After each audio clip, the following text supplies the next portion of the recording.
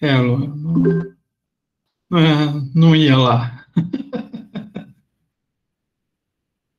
Chega estranho olhar filme, aquela multidão, gente em festa, bem isso, gente na rua. Ah, e o pior é que ele não está muito em condições de ver melhora, né? Não sei se vocês viram já o número de óbito de hoje.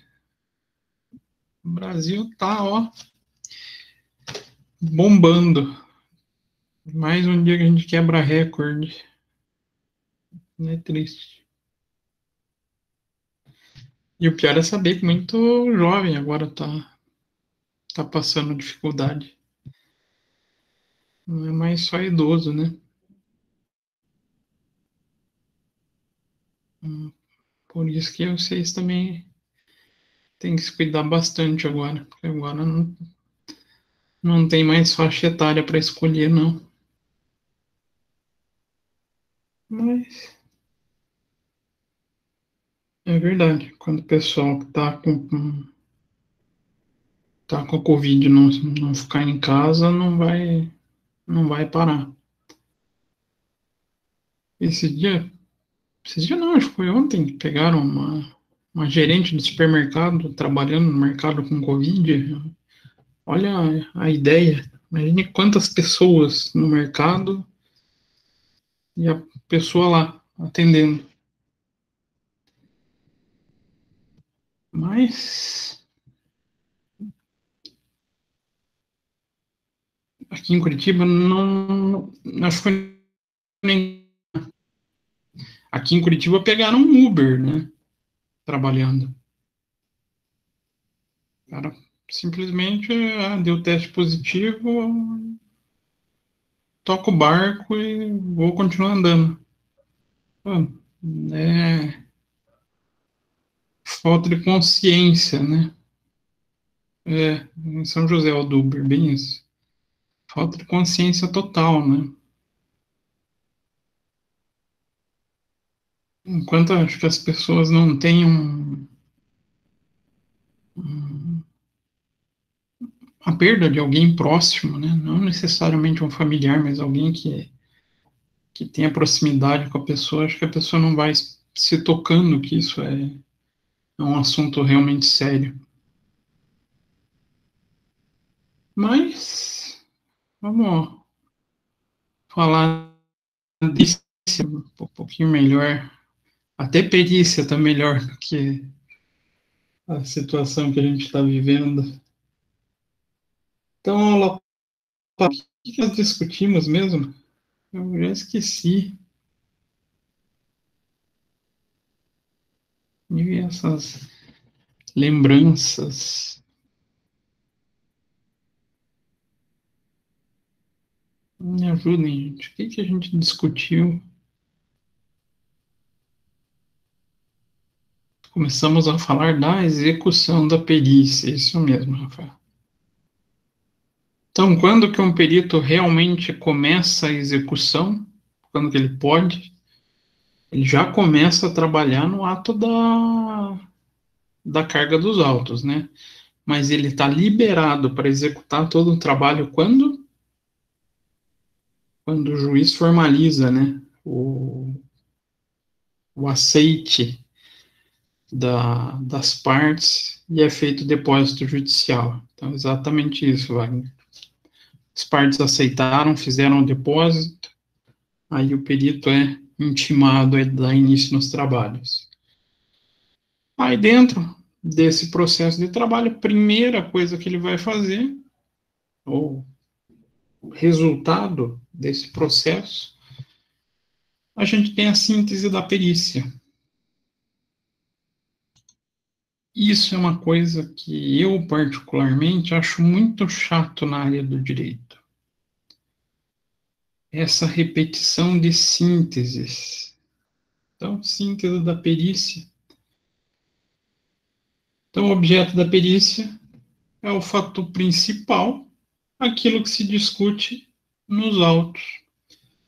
Então, o motivo que iniciou o desentendimento entre as partes e está inserido na inicial. Então, lá no item 68 da NBCTP 01, descreve como mostrado a seguir. Então, o que a NBCTP fala da síntese? Mas isso não é só na perícia, tá? A síntese aí não é do objeto da perícia, mas síntese da causa. Todas as peças judiciais vêm com essa síntese. Então, síntese do objeto da perícia.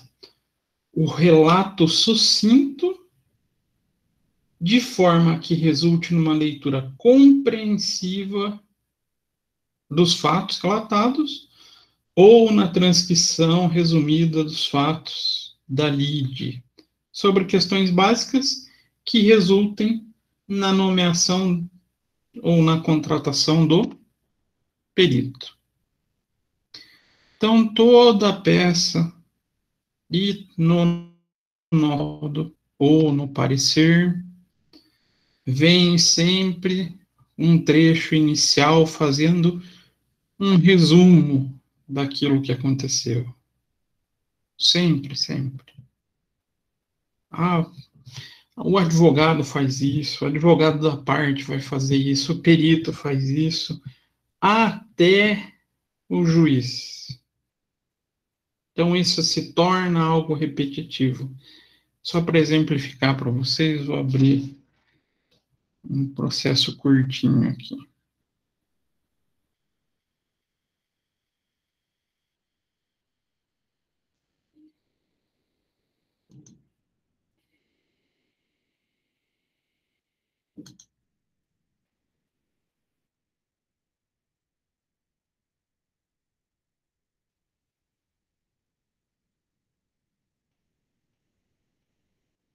Então, esse é um processo que eu estou movendo sozinho contra o Estado.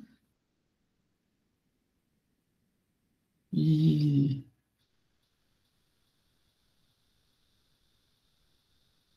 nessa ação que eu estou pleiteando contra o Estado é em relação a lançamentos de IPVA. E eu fiz pedido de tutela antecipada. Como refere-se a débito, isso pode me afetar de algum modo, e se eu demonstrar que a pessoa, a outra parte, tem condições de reverter o débito, reverter digamos assim, os valores, e eu demonstrar que eu tenho uma certa razão na causa, permite o juiz dê a tutela antecipada. A tutela antecipada também é chamada de decisão liminar, né? Então, só para vocês verem o despacho da juíza. E vejam como que ela começa. Sustenta o autor que em julho adquiriu o veículo, tal, tal, tal. Então o veículo foi apreendido, blá, blá, blá. O que ela fez aqui? Esse parágrafo, ela basicamente fez um grande resumo, né? Do que eu estou pedindo. Não é isso? Sustenta o autor. Então ele conta a historinha para poder dar sequência na peça dela. Então, movimentou, bacana, deu a liminar. Aí surgiu a contestação feita pelo Estado. Então, feito lá por um procurador do Estado, a peça dele. Opa, não, essa é só informando que ele tirou essa peça aqui. Olha como que ele começa.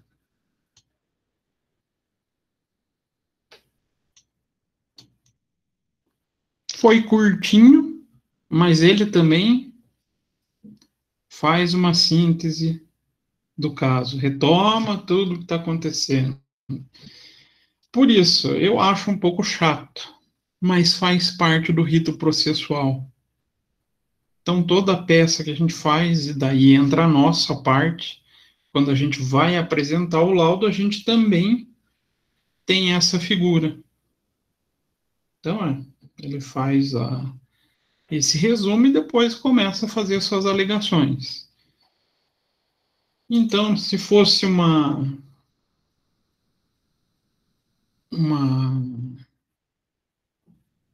uma peça nossa, um laudo ou um parecer contábil, a gente também vai iniciar, então, fazendo essa síntese, esse relato sucinto do que está acontecendo, do que gerou a perícia contábil.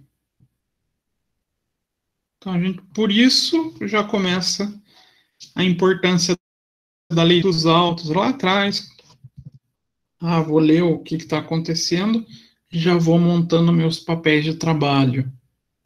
Um papel de trabalho a gente vai dedicar para fazer essa descrição. O que aconteceu para gerar a perícia? O que demandou essa necessidade da perícia e o que foi essa discussão, né?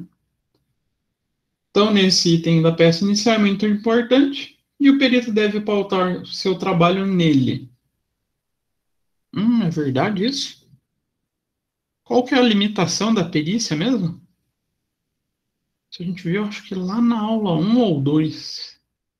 Qual é o limite da perícia?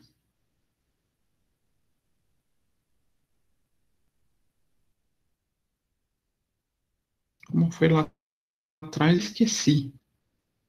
Limite da perícia. O que o perito tem como limite na execução do seu trabalho? As decisões do juiz? Não. É justamente o objeto. O objeto que está sendo discutido. Então, ponto fundamental. Por isso que a gente descreve o que gerou esse ponto que levou à perícia, porque ele é o indicador do que é o nosso trabalho, aonde está o nosso limite. Então, se é uma discussão igual ali eu falei de IPVA, se tivesse um caso de perícia contábil, a limitação do perito seria justamente o IPVA e dos períodos que estão em discussão nos autos. Então, o perito deve pautar o trabalho nesse objeto, uma vez que ele é o ponto que gerou toda a discussão, todo o processo e que necessita desses esclarecimentos, não podendo, então, ultrapassar esse limite, tampouco ficar aquém do objeto, mostrando para o juiz o que ele enxerga como verdade, podendo colaborar, então, com a lide. Então, faz esse resumo indicando até onde que a gente vai, qual que é o nosso foco dentro do laudo pericial. E quando fala de esclarecimentos, a gente tem uns pontos importantes que são o quê mesmo? Que realmente daí vão ser foco de trabalho do perito. O objeto é a matéria ali que está sendo discutido, que gerou vamos falar assim, o quebra-pau. Mas o que vai definir o ponto focal de atuação do perito, o que vai ser esclarecido, ou respondido, melhor dizendo. Quem lembra? Ninguém lembra. Quesitos, isso mesmo. A gente foca, ou seja, a gente responde somente os quesitos. Todos.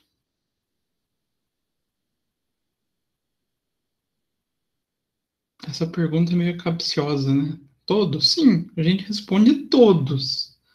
Porém, aqueles que o juiz rever das partes e declarar como impertinente, a gente só fala que foi prejudicado porque o juiz indeferiu o quesito por estar fora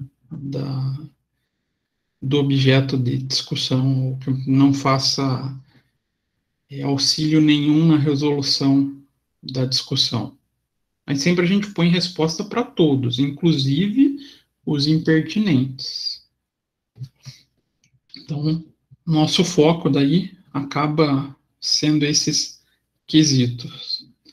Então, dada a sua importância, a escrita desse item a gente tem que tomar muito cuidado. No encerramento do laudo pericial contábil, todas as questões levantadas na síntese inicial deverão obrigatoriamente ser respondidas de maneira sempre como clara e objetiva. O que quer dizer clara e objetiva? Posso só responder sim, não?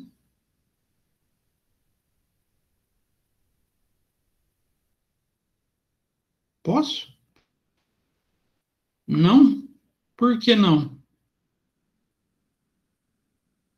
A gente, como profissional de caráter científico, demonstra o motivo, o que foi o nosso embasamento desse sim ou não. O sim ou não é uma resposta muito fácil de ser feita, né? Mas até para falar um sim ou um não, dentro da perícia, existe um porquê. Como se chegou nesse sim ou não. Mas, claro que a gente evita qualquer, vou falar bem no jargão popular, encheção de linguiça. Isso também o juiz odeia. O juiz não gosta de resposta onde a pessoa fique montando textos elaboradíssimos e não traz direto a resposta que ele precisa. Ele gosta da resposta clara, objetiva, vai direto ao ponto e fundamentada. Isso também é importante dizer, fundamentação no que a gente está colocando. Então, sendo de maneira clara e objetiva, que vai ajudar ele, então, nessa decisão, em o que ele vai considerar como justo processo. Então, dentro da contabilidade, a gente sabe que a nossa área é uma ciência social, né? E a gente, como estuda patrimônio das entidades, a gente tem como objeto de perícia possíveis áreas. Então, a gente pode estar envolvido em questões que são contábeis. Essa é a mais básica de todas, né? Fiscais. Concordam com o fiscal? Gente, será que é apto para fazer perícia em, vamos supor, uma discussão de PIS e COFINS com o fisco? A empresa discutindo com o fisco sobre PINs? Sim. Temos aptidão para essa área. Trabalhista, também temos aptidão. Por quê? Ah, mas aí vem a questão. Mas não tem profissional que é especializado só na área trabalhista? Curso de graduação hoje em recursos humanos? Por que o contador, então, pode atuar? Não é uma área que a gente acaba também tendo conhecimento no curso e com possibilidade de se especializar? Então, a gente também atua na trabalhista. E outra área Aí, geralmente, essas daqui... Cadê o meu mouse? Essa daqui é as bacanas, as que dão dinheiro. Geralmente são os profissionais que são contador e advogado, que são as discussões societárias. Essa é boa de se fazer perícia. Mas que tipo de discussão que é essa, professor? Lembra como eu falei para vocês de combinação de negócios?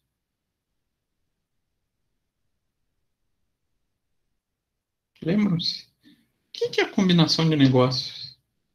Eu tenho uma dificuldade com esse conceito. Combinação de negócios. Ninguém lembra?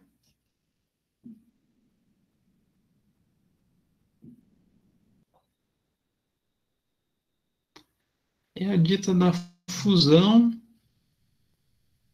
que mais que tem?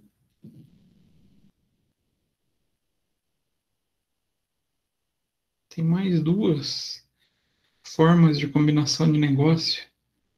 A fusão, a cisão e a incorporação. Todas essas envolvem o perito de área especializado em contábil e societário. Seja judicial, seja extrajudicial, tá? Ah, e será que é uma área possível de ganhar dinheiro? Claro, para fazer a esse nível tem que ter um baita de renome no Brasil, mas, por exemplo, o que aconteceu há alguns anos atrás com o Bradesco, o dito HSBC?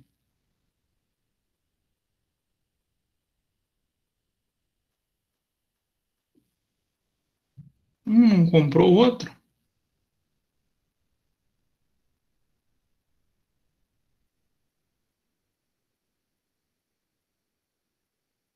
Ali a gente teve uma incorporação. Então a gente tinha Bradesco HSBC, uniu as duas, mas ficou existindo apenas o Bradesco. Essa, essa união de negócios, essa combinação de negócios, passa por um laudo pericial para poder ser aceito. E vão com valores baixinhos, né, para um perito assumir perante a sociedade. Então, são valores que são bem altos para ser recebido. Mas aí são pessoas já de muito tempo de mercado, ou geralmente eles pegam as grandes empresas de auditoria para fazer esse tipo de processo. E o laudo pericial contábil será utilizado como elemento de prova especialista nessa área de conhecimento e vai mostrar a verdade que envolve os assuntos contábeis que podem auxiliar o juiz na sua decisão. Bacana, né? Mas como é que a gente faz todo esse processo? Aí que a gente vai para o desenvolvimento. A gente fez a síntese, aí com os quesitos a gente passa a fazer o desenvolvimento do trabalho pericial. Tendo uma das ferramentas com um certo nível de cuidado, a gente já vai falar nela. Então, desenvolvimento do trabalho pericial. Com base, então, no que se discute nos autos, o perito vai desenvolver todo o trabalho que vai resultar na elaboração do laudo pericial contábil. Então, depois de ler e repassar todas as folhas do auto, o perito dará início ao seu trabalho, partindo para os procedimentos de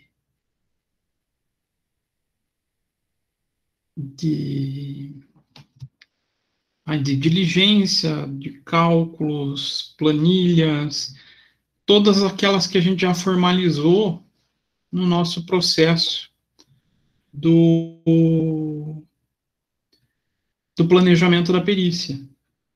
Então, se necessário, vai desenvolver planilha de cálculo e auxiliar na elaboração do laudo.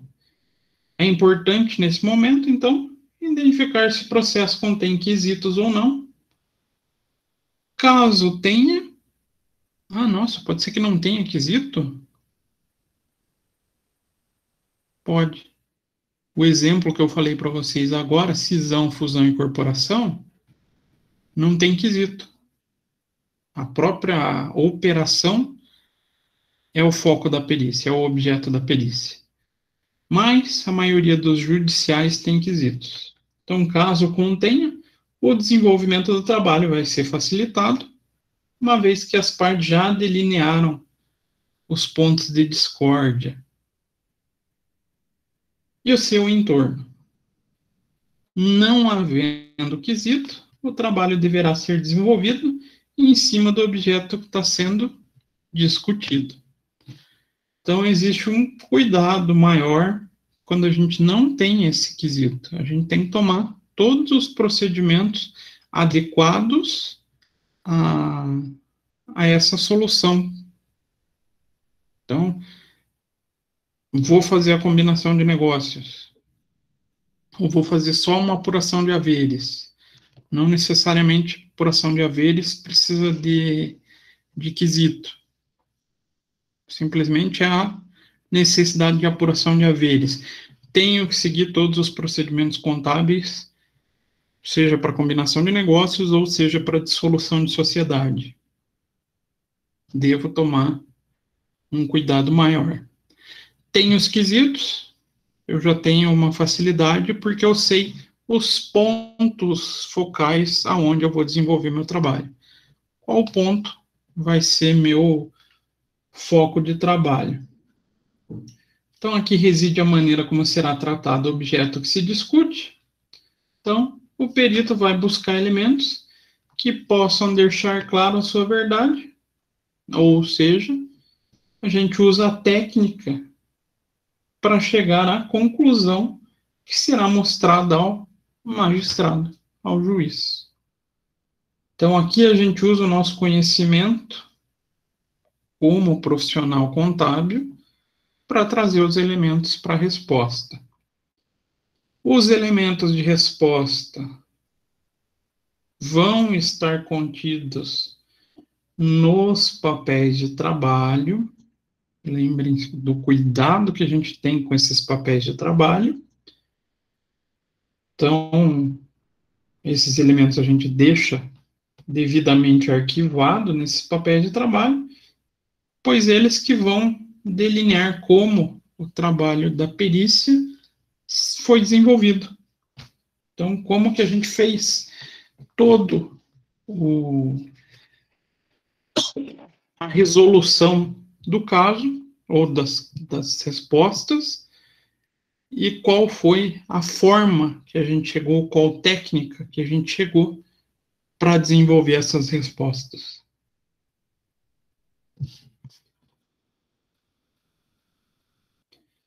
E dentro dessa necessidade de buscar maneiras para a gente responder as questões, primeira coisa que a gente tem como ferramenta é a figura das diligências.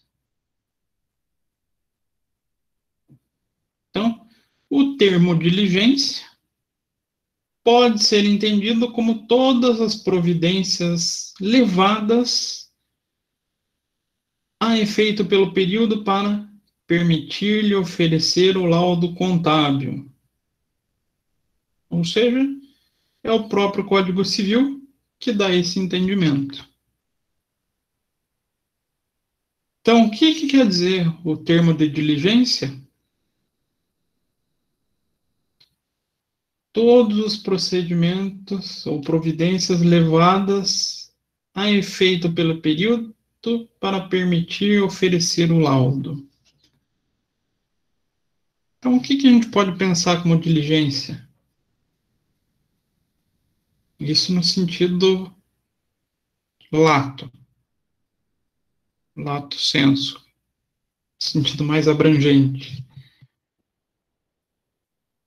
Tudo que a gente precisou executar para poder chegar nas respostas da discussão. E se a gente pode pensar no sentido abrangente, a gente tem uma abordagem estrito sensu. Então, pode-se entender o termo de diligência como uma das fases do trabalho pericial. No caso, o trabalho de campo. Na prática, obviamente, o mais próximo do que realmente ele representa no dia a dia do perito é essa abordagem estrito sensu. Ele é um elemento que é utilizado comumente pelos peritos, comumente não, né? Até de maneira obrigatória, para a gente chegar a determinados elementos que não estão sob nosso poder. Então, preciso de um livro contábil.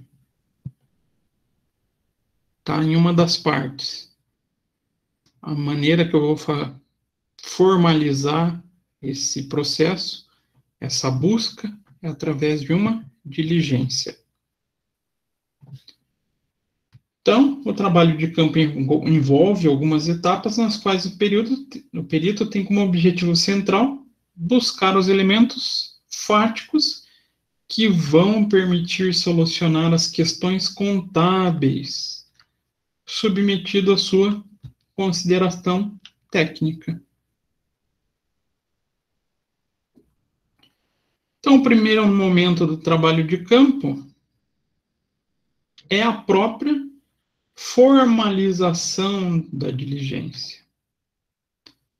Lembrando, sempre que a gente vai a uma das partes ou alguma entidade pública, algum detentor de material de nosso interesse, primeiro, o Código de Processo Civil permite que a gente tenha acesso, né? Salvo os respaldados por sigilo. Mas, para poder fazer esse acesso, eu tenho que sempre comunicar antecipadamente essa pessoa que a gente vai visitar ou essa empresa que a gente vai visitar, bem como a comunicação das partes. E como que a gente faz isso? Através desse documento, o chamado daí termo de diligência, né? Então, a própria diligência que está sendo realizada se materializa e documenta por meio da elaboração do termo de diligência para aceitação e assinatura do representante legal da parte diligenciada. Então, sempre antes de você ir buscar um livro, vai ter que formalizar, vai ter que fazer um termo de diligência. Então, é por esse documento que o perito prova que realizou determinada visita e que requereu os livros, os documentos ou qualquer outro material que ele indicou no termo. Então, a gente vai ter que relacionar já tudo que pretende buscar. Sim, tem que estar tudo discriminado no termo de diligência. Inclusive, para qualquer eventualidade, você ter como provar para o juiz que você tentou a busca de um documento e, de repente, não conseguiu. Isso pode prejudicar a resposta de um quesito, não pode?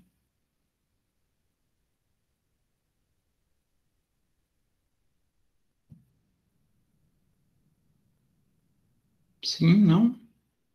Vocês vão buscar um livro e a pessoa se nega a entregar. O Luan, que trabalha lá com a perícia trabalhista, vamos buscar o livro ponto na empresa. É estranho falar livro ponto, né? Coisa meio arcaica. Vai buscar o registro ponto. E a pessoa não entrega. Então, é uma forma da gente provar. Daí sempre a gente anota que foi recebido por uma pessoa, anota o nome dessa pessoa, qual data, horário, e que aquilo foi, o documento foi negado ou não foi apresentado por algum motivo. Isso daí permite que a gente não responda, de repente, uma determinada pergunta do juiz. Certo?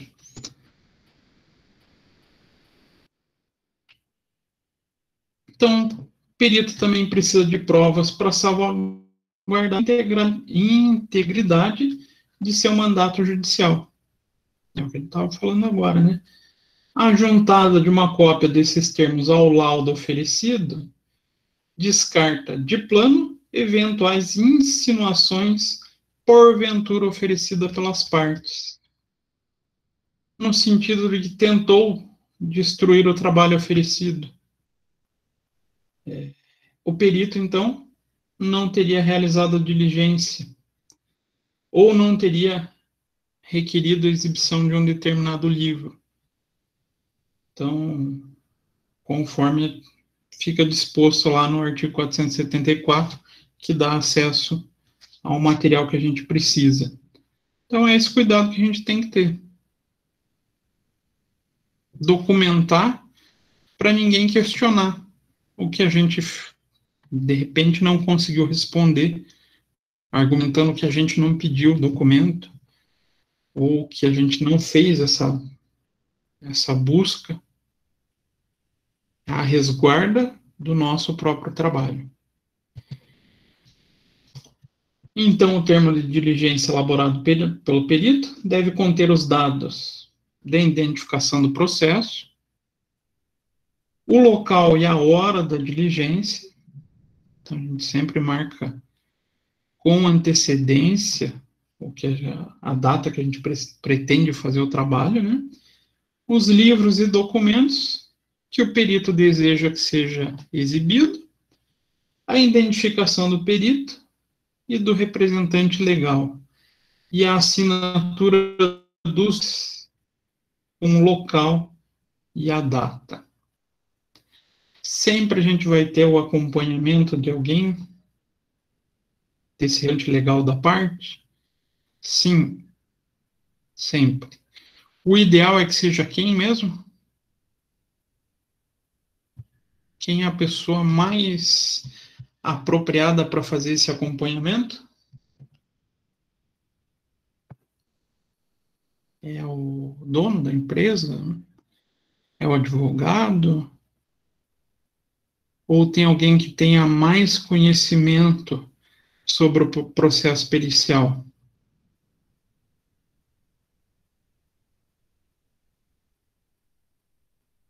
E agora?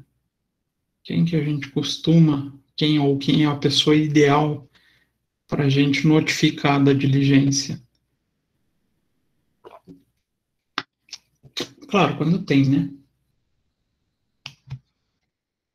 Perito assistente, lembre-se. O ideal, o cenário ideal seria se os peritos assistentes participassem sempre e a tal ponto que saísse um laudo só assinado pelos três. Mas isso ainda é muito difícil. Mas sempre, nos termos de diligência, se as partes tiverem um assistente, peçam o acompanhamento dele. Ele é a pessoa mais indicada para fazer esse acompanhamento. Então, assim formalizada a diligência, a gente chega no momento de fazer a verificação de exames dos documentos das verificações que a gente desenhou dentro do planejamento. Primeiro exame a ser desenvolvido é o que se refere à certidão que os livros e documentos recebidos merecem fé. Se estão formalizados extrínseca e intrinsecamente, bem como os documentos exibidos são hábeis. E então, o que a gente faz por primeiro? Qual que é a primeira providência que a gente tem que fazer, então, quando a gente chega lá e pega os livros? O que a gente tem que ver para saber se o livro está formalizado intrínseca e extrinsecamente?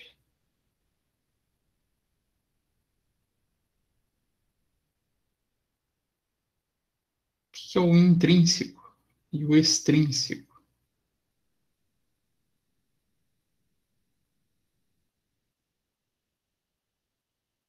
Me ajudem, gente. Vamos lá, pensem, sei lá, no livro diário. Ele tem uma formatação para a gente montar ele?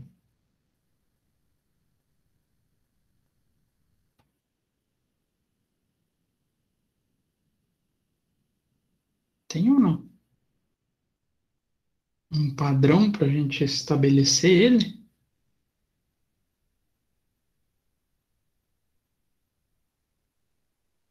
Tem, né? Então aqui a gente está pensando na formalidade intrínseca. E extrínseco? O que a gente faz quando fecha um livro diário? Vai lá no arquivo e deixa lá, simplesmente? Ou a gente tem providências a serem tomadas para que ele seja reconhecido como um livro idôneo, legal? Não precisa registrar ele? Aí o órgão de registro varia de acordo com a empresa, né? Ah, uma sociedade simples que é em cartório, a gente vai no cartório, registra o livro. Se é uma sociedade empresarial, a gente vai na junta comercial. Então a gente tem que tomar cuidado se todos os livros seguiram todos os processos legais para eles serem aceitos. Ah, então vocês pedem, vamos mudar para folha de pagamento. Vocês pedem uma CFIP. Adianta entregar uma CFIP onde não consta o recibo de entrega para o governo? Ele está formal? Vocês têm a garantia que aquele documento é o real? Não, né? De repente o cara só montou aquela CFIP, imprimiu e te entregou, mas não fez a entrega para o governo. Tá certo que a CFIP tem umas ferramentas para bloquear essas impressões, né? Alguns relatórios eles só conseguem imprimir depois que a gente puxa ou importa o selo de entrega. Mas a gente tem que fazer a conferência.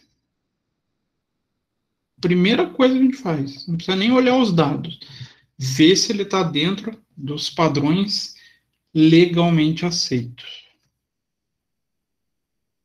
Então, nesse momento, falando em contabilidade, a gente tem que pensar quais livros são considerados os obrigatórios. Podemos dividir os obrigatórios em 4 categorias. Primeira categoria: livros contábeis. Quem são os livros contábeis efetivamente obrigatórios?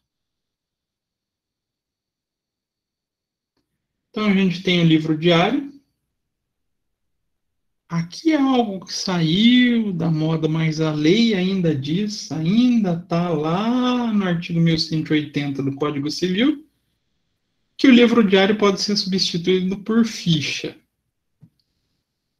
sendo obrigatória a transcrição no livro do balanço patrimonial e do resultado econômico. Que nome estranho que o Código Civil dá, né?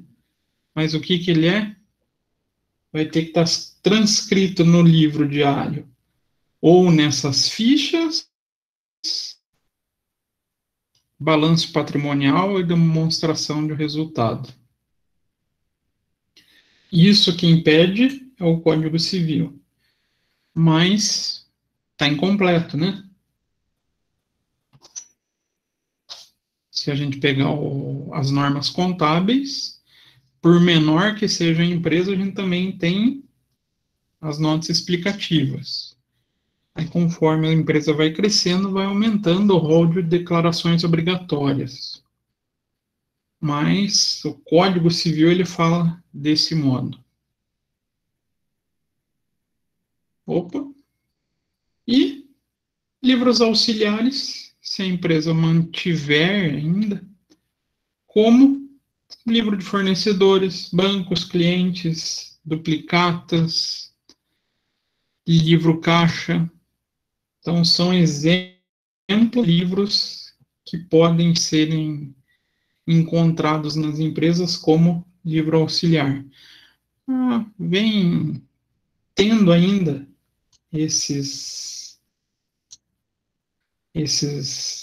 modelos de livro nas empresas ou estão caindo em desuso?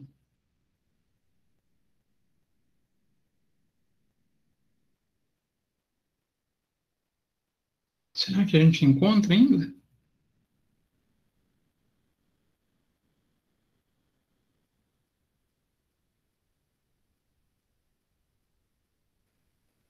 Por exemplo, livro de registro. No escritório tem umas relíquias dessas. Pior que é bem relíquia, gente. Quem tem, aproveita olhar enquanto não desaparece, quando não vai para museu. Por quê? Hoje em dia, a parte de sistemas de informação vem substituindo tudo isso. Então, existia a previsão desses livros, mas olha de quando que era essa previsão. Então, se a gente quer saber de duplicata, é muito mais fácil a gente pedir nos bancos do que no próprio cliente. Mas quem tiver curiosidade, quiser conhecer esses livros, ainda dá para encontrar alguns, novo ainda, dá até para vocês treinarem daí, para nunca usar, na livraria do contabilista. Tem uma regiãozinha lá embaixo, nas últimas prateleiras que ficam esses livros antigos. Mas o mais legal não tem mais, que é o livro diário, ele não acha mais. Eu queria ter um livro diário para guardar, mas não tenho mais. Joguei o que eu tinha fora quando eu estudava e não acho mais para comprar. Triste. Perdi minha recordação. Então, hoje o Código Civil permite a substituição do sistema de ficha de lançamento pelos livros, balancetes diários e balanços devidamente formalizado, o qual será escriturado de modo que possibilite a apresentação de posições diárias de cada conta contábil, bem como o balanço patrimonial e o resultado econômico no encerramento de cada exercício social. Então, o que o artigo 1185 e 1186 vem permitindo? Aqui ele fala na forma arcaica de escrituração, mas ele fala do livro diário. Aqui ele fala basicamente da possibilidade da escrituração de modo eletrônico, onde a gente tenha a possibilidade de balancetes diários e balanços formalizados e separados por posição de cada conta, coisa que qualquer sistema de contabilidade faz hoje em dia, né? Então, com esse Código Civil vigente, surge a amplificação significativa do livro de inventário, Então, hoje, a gente também tem um inventário como possível livro contábil, até o advento da sua vigência. O livro citado ficava adstrito a um inventário de estoques de matéria-prima, produtos semi-elaborados e produtos acabados, ou de mercadoria. Mas, hoje em dia, a gente consegue um inventário praticamente de tudo que se existe em estoque. Pouco tempo atrás, quem fazia a exigência, pelo menos desses itens, apesar do Código Civil trazer essa exigência, o pessoal mantinha, de certo modo, uma escrituração mais fidedigna do inventário por causa do imposto de renda. Mas isso não fez com que o Código Civil se eximisse, ele também pede. Então, o inventário é obrigatório ao término de cada exercício social. Então, artigo 1065 e 1187. O que ele pede no 1187, que é mais amplo? Bem destinados à exportação da atividade, valores mobiliários, matéria-prima, bens destinados à alienação, ou seja, produtos ou artigos da indústria ou comércio. Esse é o comum da gente encontrar, né? Valores das ações e títulos de renda fixa. Ou então eu faço investimento e tenho que ter um livro para isso? Sim. Créditos a receber. E aqui já praticamente também entrou em extinção por causa da legislação contábil, os ativos diferidos sujeitos à amortização. Esses são os itens que são apresentados lá no artigo 1187. Lembrando, esse daqui praticamente extinto. Por quê? Lá na 11638 se extinguiu a possibilidade de efetivar novos ativos diferidos, permitindo a amortização até o final do prazo os já existentes. 2007 para 2021 já passou bastante tempo, ou quem adotou em 2010, 2010 para 2021, praticamente todas as empresas já eliminaram esse diferido, já amortizaram, já não encontram mais em balanço. Alguém de vocês já pegou algum balanço com ativo diferido? Alguém lembra disso? Sim, não? Não faz nem ideia onde fica dentro do balanço. Onde ficava, né? Quer dizer, pode ficar ainda, se a empresa estiver amortizando. É o último item do balanço, lá embaixo, depois do ativo imobilizado, do ativo intangível, vinha esse ativo diferido. Tempos que vocês não terão que se preocupar. Então, existe a permissão de códigos e abreviaturas para escrituração contábil. Então, nada impede da gente encontrar escrituração por códigos. E está condicionada a existência de um livro próprio obrigatório, devidamente autenticado, e que esses códigos estejam formalizados. Aqui a gente vê uma extensão do livro diário. A gente costuma usar nome de conta em sistema de contabilidade? Quando vocês fizeram aula de laboratório, era mais por código ou mais por nome de conta?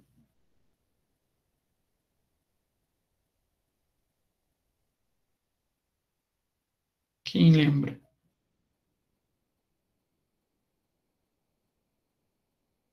A gente usa muito código hoje em dia, né? Aonde que a gente formaliza esse código dentro da contabilidade? Onde que a gente pode buscar um guia desse código ou desses códigos? Como que é o nome da ferramenta? Plano de contas. Exatamente. Então, a gente adota hoje praticamente todas as empresas, desde escritório até as multinacionais, a codificação.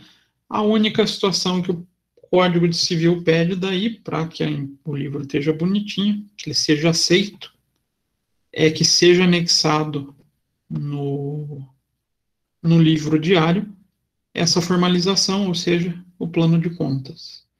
Então, se vocês pegarem um livro que esteja sem o plano de contas, está fora do padrão. Tá? A gente faz a inserção do plano de contas no livro. Então, trata-se de formalizar o sistema e o plano de contas contábil adotado pela organização e as respectivas abreviações ou abreviaturas das operações que vão facilitar esse processamento do registro das operações. Aqui a gente vai para um outro grupo. Então, a primeira categoria que a gente fala é o livro. Quem é o principal livro contábil existente?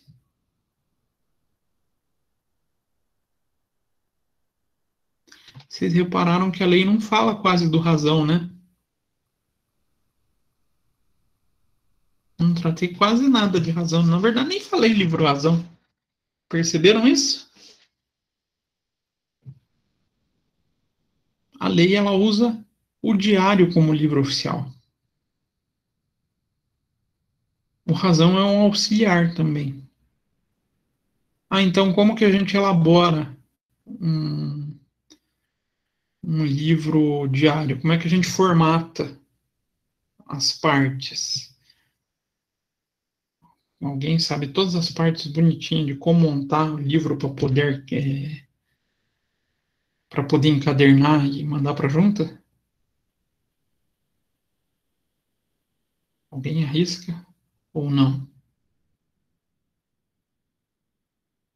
A gente vai começar sempre pela primeira página, que é o termo de abertura, obrigatório.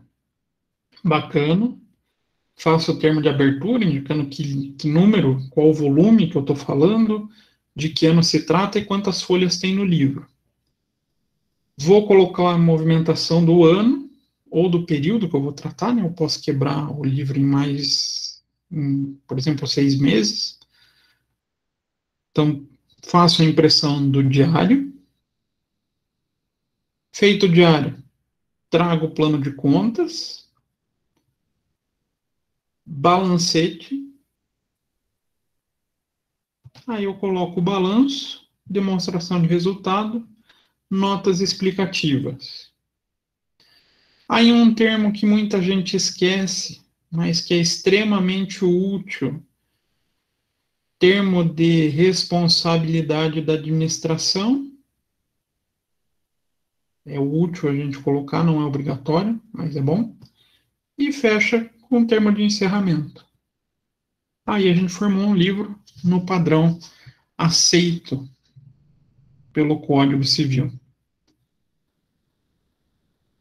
O único que o pessoal come bastante bola, e é importante, é esse termo de responsabilidade da administração. Por que será que é importante? Já ouviram falar nesse termo? Termo de responsabilidade da administração.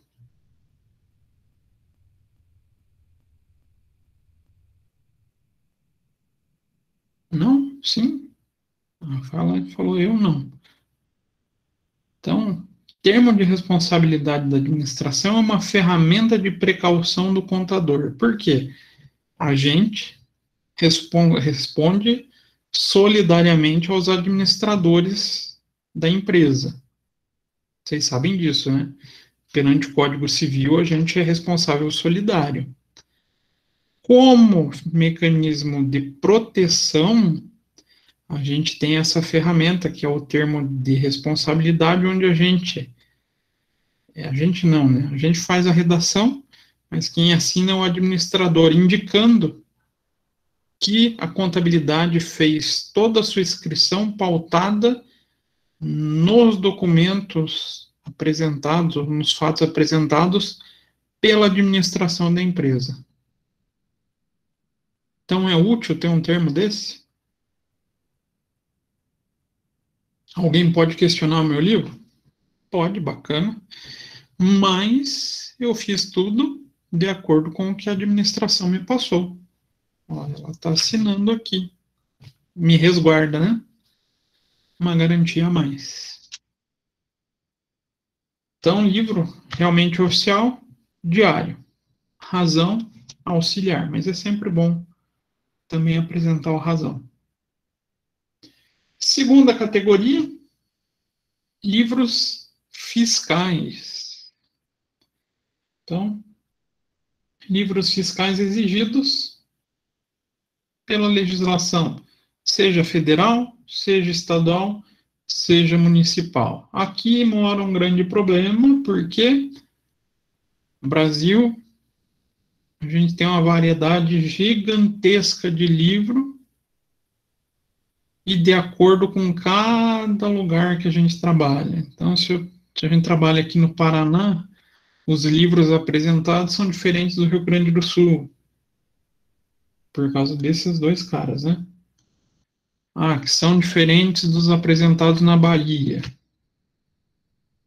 que também pode variar de acordo com a atividade.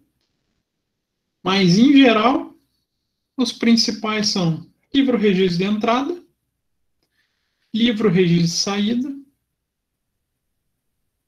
então, escrituração de toda a nota de entrada e saída, livro de apuração do IPI e de ICMS, isso quando ele for contribuinte do IPI e do ICMS, né?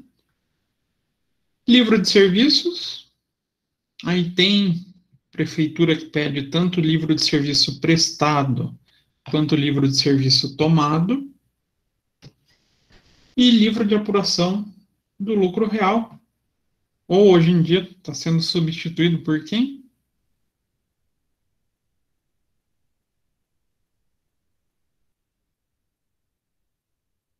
Quem está substituindo o LALUR? Ou aonde a gente encontra o LALUR? Dentro da escrituração contábil fiscal, né? A tal da ECF. Temida ECF.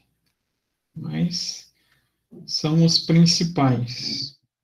Aí cada livro tem sua formalidade, tem seu registro de acordo com a legislação de cada estado, de cada município.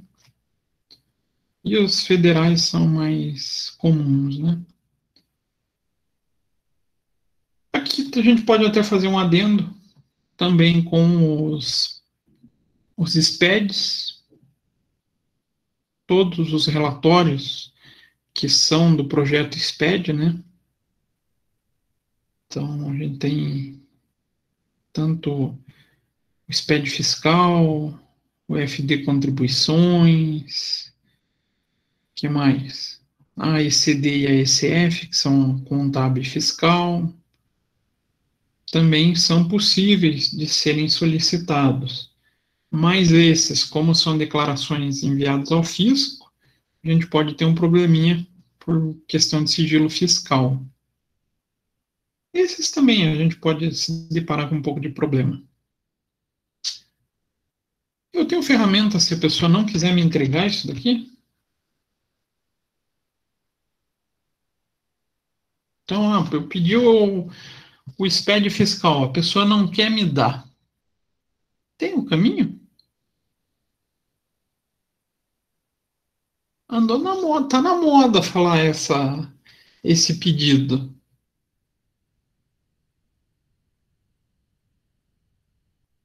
Eu posso chegar lá, por exemplo, na Receita Estadual e pedir o SPED fiscal da empresa? Será que eles vão me dar?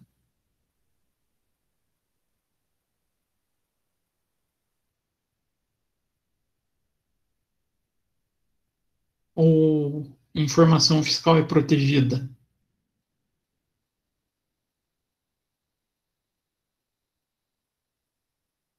Bom, isso está bem na moda na área política, né? Tinha que ser na política. Ah, eu não consegui acesso a informações protegidas, posso entrar com uma petição pedindo quebra de sigilo. Pode ser tanto sigilo fiscal quanto bancário. As duas informações que a lei protege.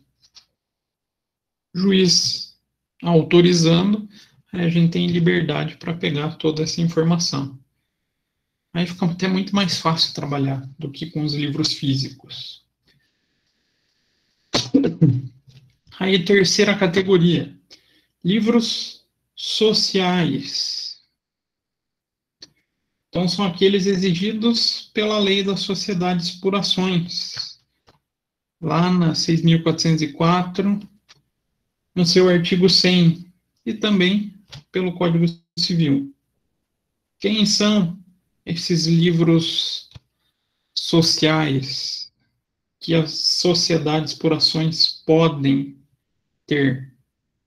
Então, a gente pode dividir em duas categorias. Primeira categoria, livro de registro e controle de titularidade do capital social.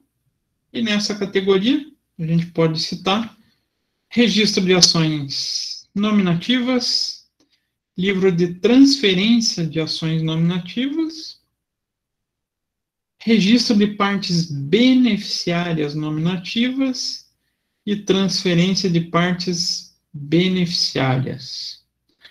Lembrando, sociedade por ação, no seu objeto de constituição, não existe a expressão do dono, né? Existe a expressão do volume de ações. Então, como que a gente faz o controle? Quem são os donos de cada ação? Alguém já tinha parado para pensar nisso? Ou alguém já mexeu com isso? Na limitada, a gente tem o nome bonitinho das pessoas que participam do quadro societário, não tem? Então, estou fazendo uma perícia ilimitada, é mais tranquilo, a gente pode pedir o contrato social, a gente sabe quem são os donos, qual a participação de cada um. Mas se for uma sociedade anônima, como é que eu vou saber disso? Não tem no estatuto. Mas eu preciso saber quanto tem vamos falar assim, de donos e qual a participação de cada um. É através desses livros. A gente consegue ver quem tem as ações atualmente e como elas movimentaram durante a vida da empresa. Então, sociedade por ações dá mais trabalho para a contabilidade, tá? Tem muito mais registro para fazer. Por isso que ninguém gosta muito de trabalhar com sociedade por ação, assim como trabalhar com empresa tributada por lucro real. E o segundo, livro de registro e controle de atos societários praticados pela gestão da empresa. Então, ali a gente vai ter livro registro de ata de assembleia, livro de presença dos acionistas. Aqui parece meu condomínio, né? Minha reunião de condomínio. Atas de reunião do conselho de administração, atas de reunião do conselho de diretoria, ata de reunião e pareceres do conselho fiscal. Então, tudo o que aconteceu sobre a vida da empresa, uma vez que as sociedades anônimas elas são obrigadas, pelo menos, à realização das assembleias ordinárias, que é para prestação de contas, ela é obrigatoriamente controlar como foi feita toda essa prestação, tudo que acontece de reunião e quem são os presentes. Que parece bem condomínio, né? Quem mora em condomínio ver bem isso aqui. Então, livro social, a gente encontra mais não, né? A gente encontra na figura das sociedades por ações. E a última categoria, não menos importante, né? Os livros trabalhistas. Então, exemplos, porque também são vários registros existentes na área trabalhista, né? Livro Registro de Empregados. Nossa, será que toda empresa tem seu livro ainda?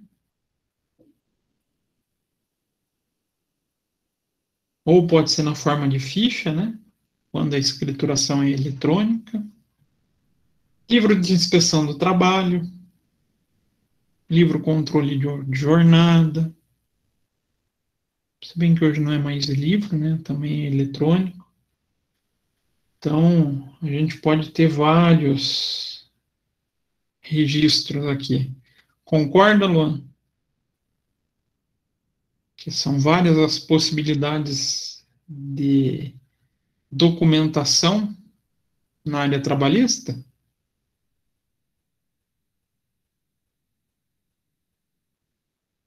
Luan, tá dormindo? Cochilou, pegou no sono. Então, aqui, quem trabalha na área trabalhista sabe que tem um monte de informação também possível. E a gente pode ter os casos isolados. Então, a gente não pode esquecer de algumas atividades que têm registros específicos. Então, a gente pode ter, por exemplo, livro controle de explosivo. É um material controlado?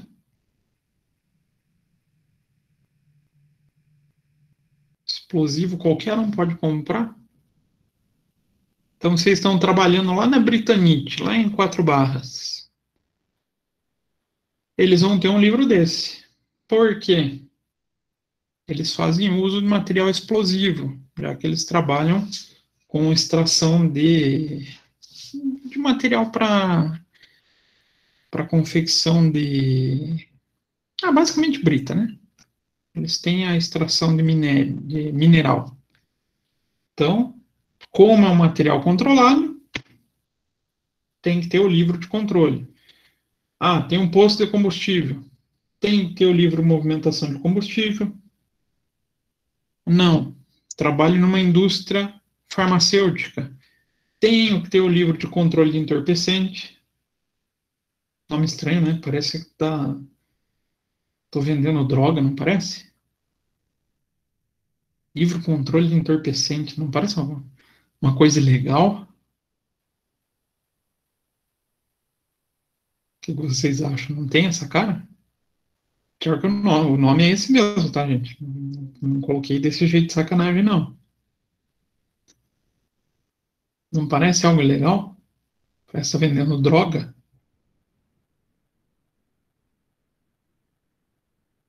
Adoro quando vocês me deixam falando sozinho.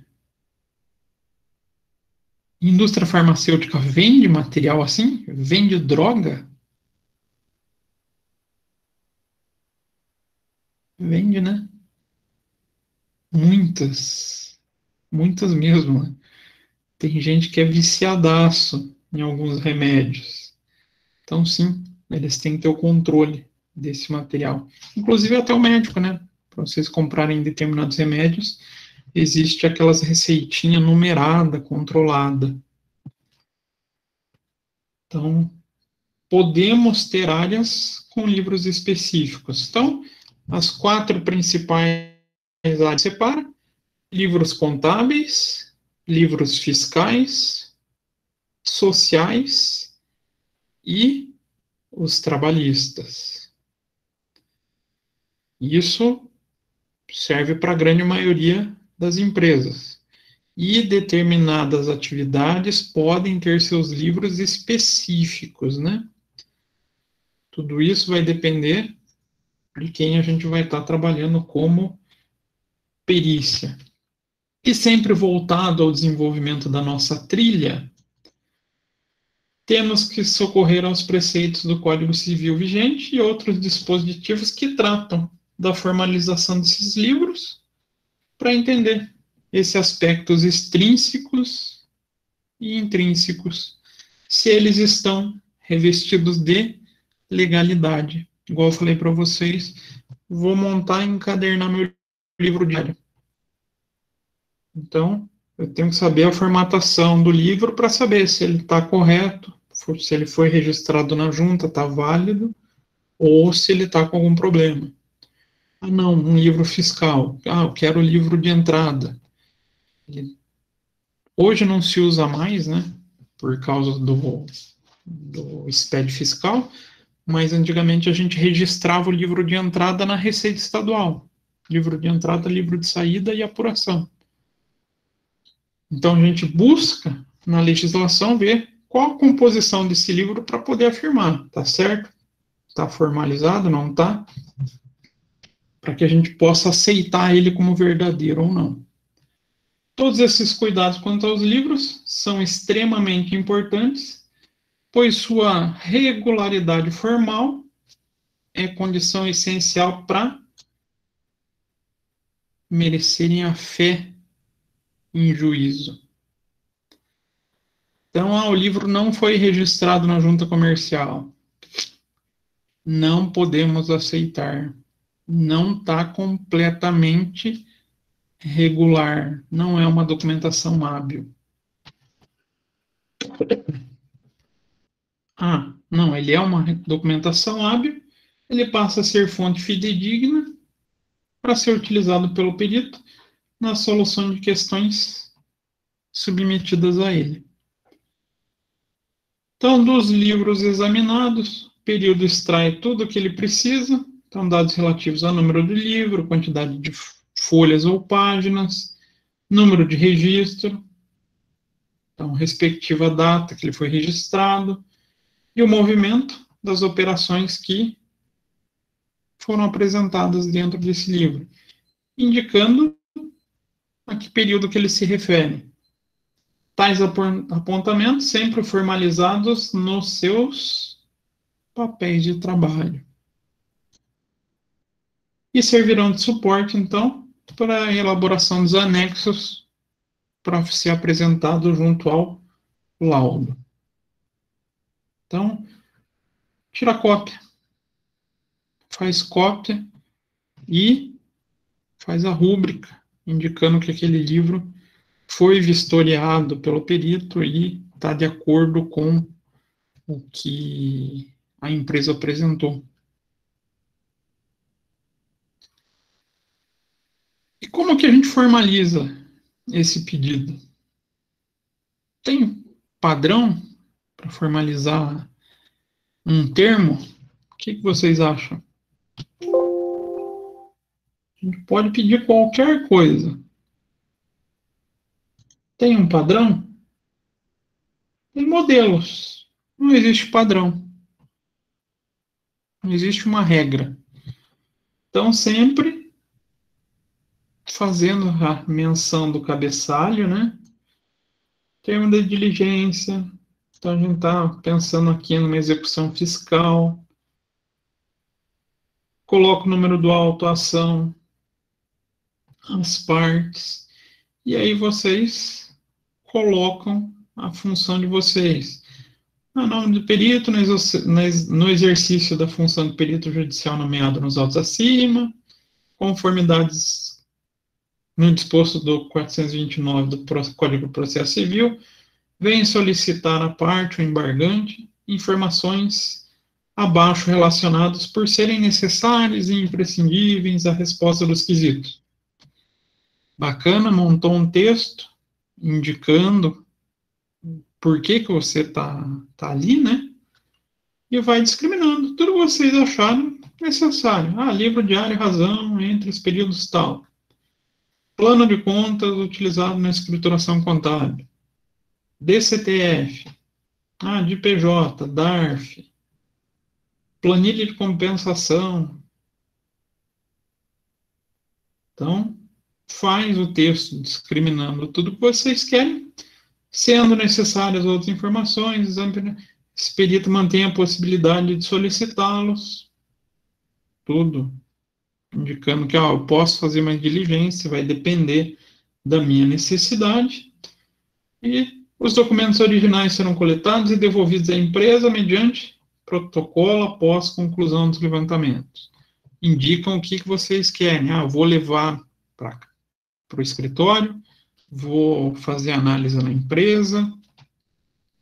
Então, para devidos fins, lavo o presente termo de diligência para que valha da melhor forma do direito, com sustentação no Código de Processo Civil, para o desempenho de suas funções.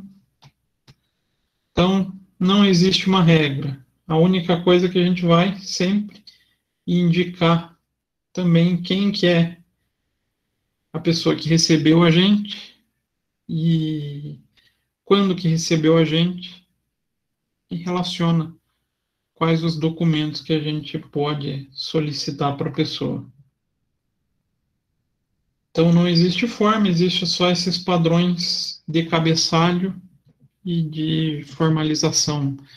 Faz uma pequena contextualização, faz um breve encerramento do porquê você está lavrando o termo, né, que é uma prerrogativa legal para justificar a documentação anexada ao auto.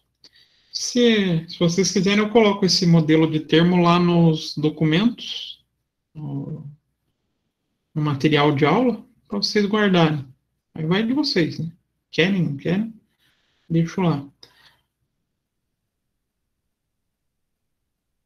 Sim, não, talvez. Acho que eu vou jogar todos para vocês já de uma vez. Para vocês deixarem guardado. Porque assim, modelos a gente tem bastante.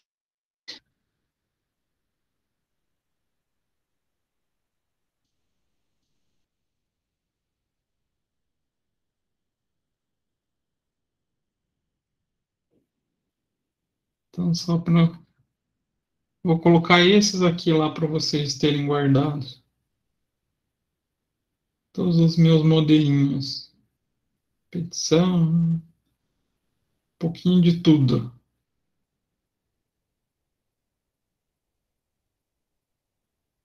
O que precisar tem guardado, né? Sempre bom ter material. Então, o que eu tinha para tratar com vocês hoje era até diligências. Ficaram dúvidas, perguntas, questões? Mais ou menos, talvez.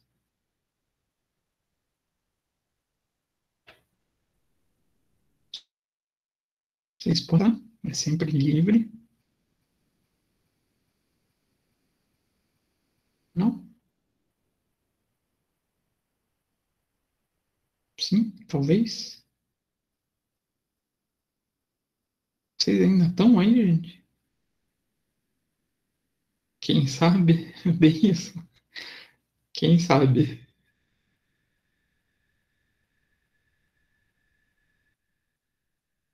Kahoot? Você está na sala, Luanda, eu não posso fazer. Eu sempre faço Kahoot no dia que você não aparece na aula. É, não deu tempo de montar, mas semana que vem eu monto, prometo. Como vai ter o feriado, vai dar tempo de trabalhar mais. E como hoje, né, o pessoal trabalhando que é até o dia 31.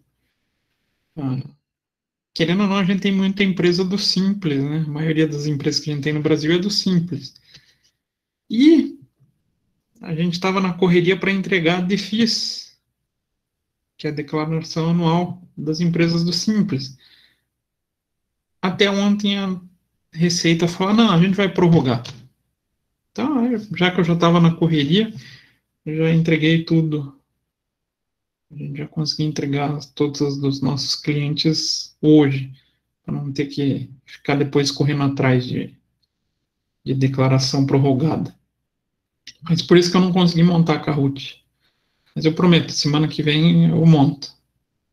Mas então, você que sempre fica pedindo, semana que vem tem dever de estar na aula, hein? dever moral de estar na aula daí.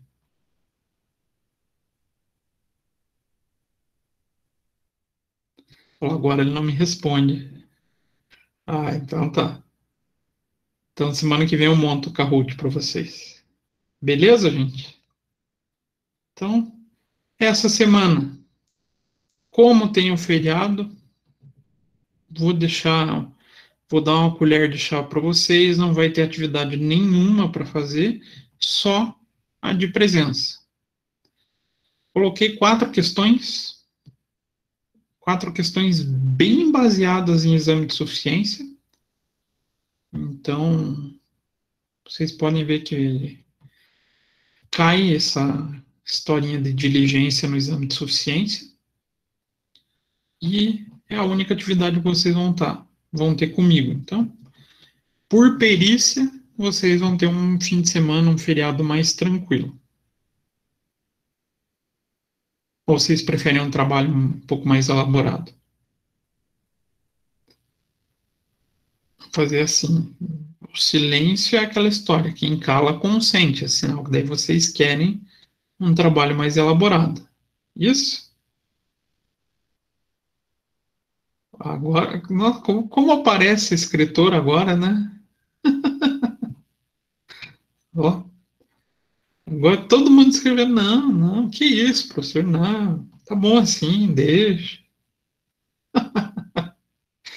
Mas então tá, gente. Então, encerramos por hoje. Vou deixar vocês com essa colher de chá, que a maioria falou para não colocar o trabalho, então a gente deixa só essas questões e na próxima aula a gente dá um trabalhinho mais legal. Ó, a Cassandra já está até, ó, tchau, professor. Vazei, foi embora. Então tá, gente. Desejo para vocês aí um bom feriado, uma boa Páscoa para vocês, tá? Juízo, nada de ficar saindo por aí, se cuidem. Mas que tenham uma Páscoa abençoada. Então, boa noite para vocês, bom feriado. Boa noite, Luan. Então já sabem, semana que vem na aula, hein? Felipe, Jéssica, boa noite. Vamos interromper a gravação.